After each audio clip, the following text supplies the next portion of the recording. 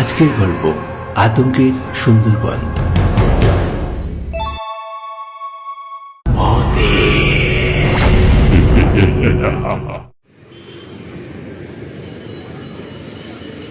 Train থেকে নেমে দাঁড়িয়ে আছি ক্যানিং স্টেশনে। বিকেলবেলা সূর্য মামা পশ্চিমের কোলে ঢলে পড়তে আর বেশি দেরি নেই। দিনের আলো ক্রমশ ক্ষীণ হয়ে আসছে। আমার এবারের গন্তব্য সুন্দরবন। সেখানে আমার এক বন্ধুর বাড়ি, নাম মৃদুল।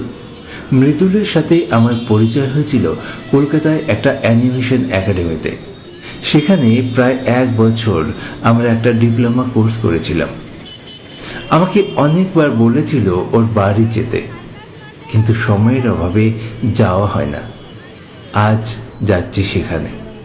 স্বপ্নদীপ, আরে এই স্বপ্নদীপ, ওই স্বপ্নদীপ। আরে মৃদুল, এই তো আসছে, দাঁড়া। মৃদুলের জন্য এতক্ষণ অপেক্ষা করছিলাম স্টেশনের সামনে। অবশেষে মৃদুল এলো। কি রে, অনেকক্ষণ ধরে দাঁড়িয়ে আছিস তাই না? হ্যাঁ, তা প্রায় 20 মিনিট হলো। সরি ভাই, আমার একটু কাজ ছিল আর কি, তাই দেরি হয়ে গেল। আরে ঠিক আছে, ওটা কোনো ব্যাপার না। কত বছর পর দেখা তোর সাথে। কেমন আছিস বল? আমি ভালো আছি, তোর কি খবর বল? বাড়ির সবাই ভালো আছে তো? হ্যাঁ, সব ভালো।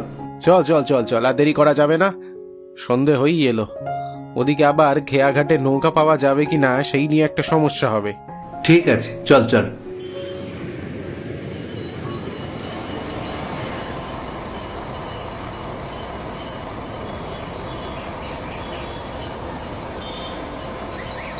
আমরা এবার একটা অটোতে উঠে পড়লাম।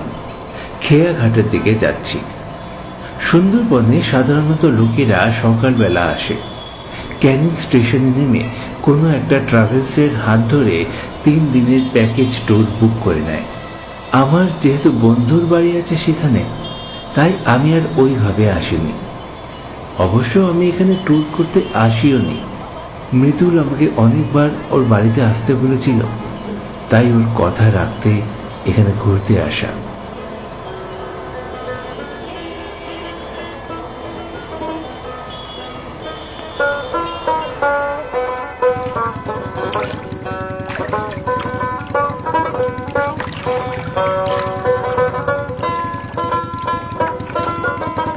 অটো থেকে নামতেই ট্রলার পেয়ে গেলাম, মানে ওই ইঞ্জিন লাগানো নৌকো আর কি। সূর্য